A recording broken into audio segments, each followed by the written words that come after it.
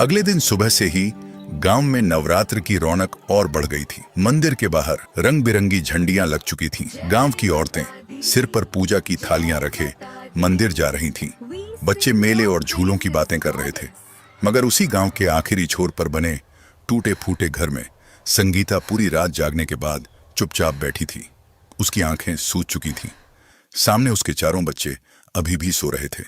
सबसे छोटी गुड़िया नींद में भी धीरे धीरे बड़बड़ा रही थी। यह सुनकर संगीता का दिल कांप उठा। उसने भगवान की छोटी सी तस्वीर के सामने हाथ जोड़ दी। हे भगवान, मेरे बच्चों को भूखा मत सुलाना। कुछ देर बाद वह उठी और पुराने डिब्बों को फिर टटोलने लगी।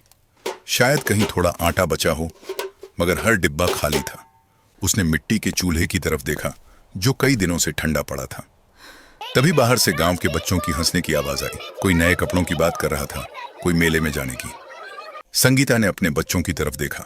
उनके पास पहनने के लिए ढंग के कपड़े तक नहीं थे। सबसे बड़े बेटे सोनू की कमीज कई जगह से फट चुकी थी।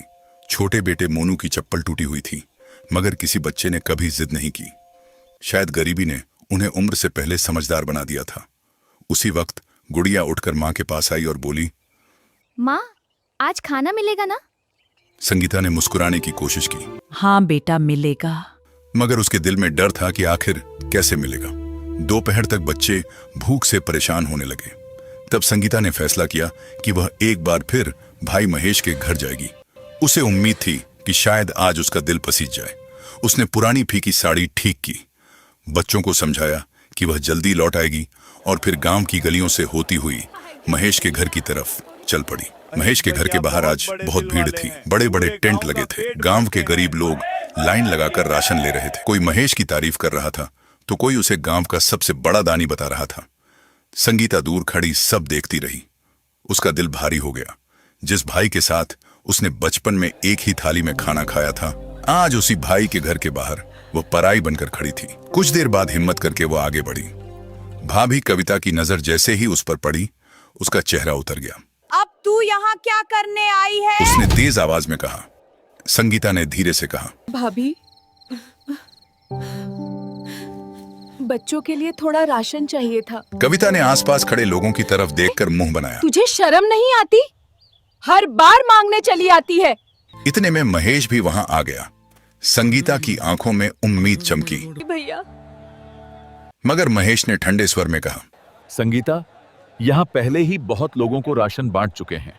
संगीता ने पीछे रखे राशन के बोरे देखे। अभी भी बहुत सारा सामान बचा था। उसकी आंखों में आंसू आ गए। भैया, बच्चे भूखे हैं। महेश ने धीरे से कहा, सबके बच्चे हैं, सिर्फ तेरे ही नहीं। यह सुनकर संगीता का दिल टूट गया। वह कुछ बोल ना सकी। तभी महेश के दोनों बेटे बाहर आए। उनके हाथों में बर्गर और पिज्जा था। आधा खाकर उन्होंने बाकी खाना कूड़े में फेंक दिया और हंसते हुए अंदर चले गए। संगीता की नजर उन बर्गरों पर टिक गई। उसे अपने बच्चों के भूखे चेहरे याद आ गए। कुछ पल तक वह खुद से लड़ती रही। फिर कांपते हाथों से उसने वे बर्गर उठाए और अपनी साड़ी में छुपा लिए। उसकी आंखों से आंसू लगातार बह रहे थे। तभी पीछे से किसी ने धीमी आवाज में कहा, संगीता। संगीता। वह चौंक गई। उसका दिल तेजी से धड़कने लगा। उसने धीरे से पलटकर देखा। सामने अर्जुन खड़ा था। कई साल बाद उसे देखकर संगीता कुछ पल के लिए वहीं रुक गई। अर्जुन पहले से बदल चुका था। अब वह गांव के लड़कों जैसा साधारण नहीं दिखता था। साफ कपड़े, चेहरे पर हल्की दाढ़ी और आंखों में वही पुराना अपनापन। लगता था वह शहर में मेहनत करके अच्छा कमा रहा था। मगर जैसे ही उसकी नजर संगीता की हालत पर पड़ी, उसके चेहरे की मुस्कान गायब हो गई। उसने संगीता की फीकी साड़ी, सूखा चेहरा और कांपते हाथ देखे। फिर उसकी नजर उन बर्गरों पर गई जिन्हें संगीता छुपाने की कोशिश कर रही थी।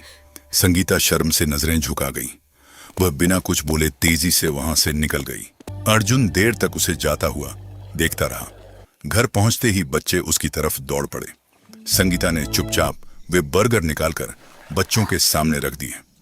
बच्चे भूख से टूट पड़े।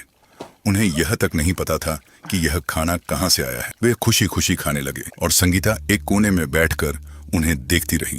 उसकी आंखों से आंसू बहते रहे। उसी रात उसे पुराने दिन याद आने लगे, जब वह जवान थी, जब जिंदगी इतनी मुश्किल नहीं थी। अगले दिन सुबह संगीता आंगन में बैठी कपड़े धो रही थी। तभी दरवाजे पर दस्तक हुई। उसने दरवाजा खोला तो सामने अर्जुन खड़ा था। उसके हाथ में 2 बड़े थैले थे।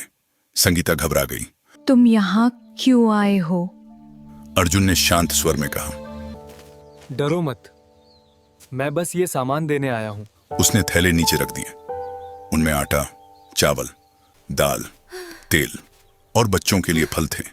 संगीता की आंखें भर आईं। नहीं अर्जुन, मैं ये नहीं ले सकती। अर्जुन हल्के से मुस्कुराया। इसे एहसान मत समझो, बच्चों के लिए लाया हूं। संगीता ने फिर मना करने की कोशिश की, मगर तभी पीछे से बच्चे बाहर आ गए। राशन देखकर उनकी आंखों में चमक आ गई। गुड़िया खुशी से बोली, माँ, आज खाना बनेगा? यह सुनकर अर्जुन की आंखें भी भर आईं।